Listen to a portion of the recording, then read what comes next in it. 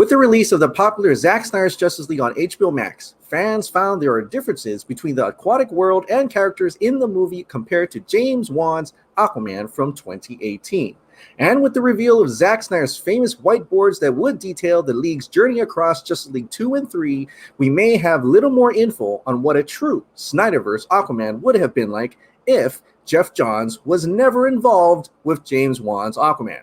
This is Zack Snyder's Aquaman.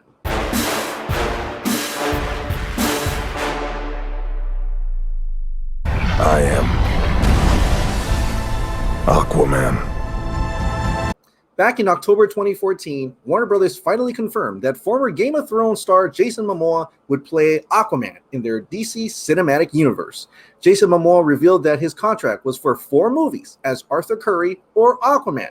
Jason also wanted Zack Snyder to direct the Aquaman movie at the time.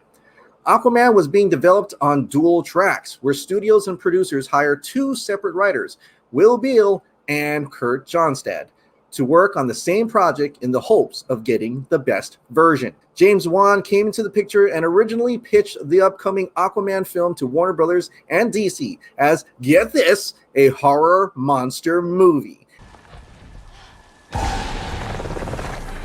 And not just any horror monster movie. Wan originally pitched Aquaman as an Aquaman versus sea monsters flick inspired by the likes of John Carpenter and James Cameron. James Wan said this: I realized, wow, his characters resides in this crazy big world and I could do something very interesting with it. I look up to people like Spielberg, Cameron, Lucas, John Carpenter. I'm a fan of genre filmmaking, naturally, so I thought I could make Aquaman a genre film, meaning a horror monster movie. DC basically said, yes, you can make Aquaman versus sea monsters if that's what you want. Wan, circling the project, brought in Conjuring 2 scribe David Leslie Johnson, who became another story track. In the meantime, Beall moved off the project and became the writer and executive producer of the Training Day television pilot. It was at this time Geoff Johns came on board. When Beall returned to Aquaman, his original script had been scrapped, a detailed treatment from Wan and Geoff Johns. It's not a huge leap to think that Johns continued to have influence and contribution beyond that treatment, scoring Geoff Johns a co-writer credit. Aquaman released in December of 2018, grossing over $1 billion worldwide at the box office. Critics' consensus was that Aquaman swims with its entertainingly ludicrous tide, offering up CGI superhero spectacle that delivers energetic action with an emphasis on good old-fashioned fun. I came because I had no choice. I came to save my home and the people that I loved. And if that's not good enough, then screw you. But wait a minute. What happened to the Aquaman versus sea monsters horror movie monster angle? Well, in 2020, James Wan contradicted his initial pitch and ideas in regards to Aquaman, saying, and I quote, I didn't set out to make a horror movie. Huh?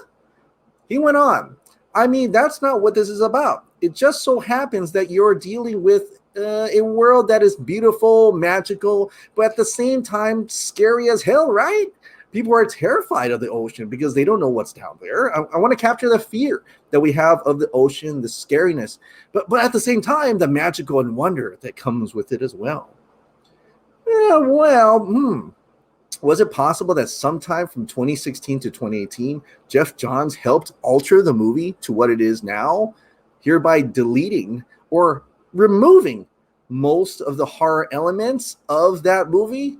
Well, with the help of Zack Snyder's Justice League, the whiteboards for Justice League 2 and 3, and concept art for the original take for Aquaman, we can start to unravel what the original take of Aquaman was supposed to have been like. From the get-go, you can already tell the creative differences between Snyder's and Wan's version of the movie. Dolphin clicks instead of talking, how Mera looks, speaks, and, her backstory was different as well. Mera has an accent in Zack Snyder's Justice League, while she loses that accent in Aquaman. All right, take what men we have left and form a phalanx around the mother box. Don't understand. Once he is named Ocean Master, it'll be too late. In Zack Snyder's Justice League, she is referred to as Commander Mera, but referred to as Princess Mera in Aquaman. Come on, Mira. He's as short-sighted as he is cruel. No, I don't even know your name. It's Princess Ymira Jabella Chala. Mera even mentions her parents were killed in the war during Zack Snyder's Justice League. My parents died in the wars. She took me in. But conveniently, that line was cut out in Joss Whedon's version in 2017. When my parents fought in the wars, she took me in. Only so that she has a father once again in Aquaman, King Nereus, played by Dolph Lundgren. Vocal looks and acts completely different from what we've seen him in Zack Snyder's Justice League compared to Aquaman. What is this? We use this air pocket as an extra layer of precaution. Only the highborns can breathe water as well as air. Plus, it keeps the animals out. Well, wait a minute. Why does Aquaman question the air bubble when obviously he's experienced it before? To add to the Aquaman mystery even further, let's take a look at Aquaman's arc that was revealed in the storyboards for Justice League 2 and 3. In Justice League 2 was to open with a summary of each League member after their respective solo films. In the Atacama Desert, with Professor Maru's help, Lex Luthor breaks Orm and Black Manta out of the desert prison where they were imprisoned at the end of Aquaman. However, in the actual Aquaman movie, only Orm was imprisoned. During Justice League 2, Aquaman and Mera were busy uniting the kingdoms. Their battle with the Seventh Kingdom would have taken place near active volcanic lava flows. Okay, so that actually happened in Aquaman, except it was actually King Orm uniting the Seven Kingdoms and not Aquaman. So perhaps in the original Aquaman, Arthur would be mainly fighting sea monsters to retrieve the trident? Maybe? King Orm would have been more focused on attacking the surface instead of uniting the Seven Kingdoms. As seen in Natividad's concept art, it seems the Atlanteans attacked Sydney, Australia. In fact, 2 League members are present. Batman and Superman apparently showed up to help fend off the aquatic warriors. After uniting the Seven Kingdoms, it is written in the original Justice League 2 that Orm and Black Manta successfully kill Aquaman. Though this will probably be changed if Zack gets to do his new Justice League 2, as you do see Darkseid killing Arthur instead in Cyborg's nightmare vision.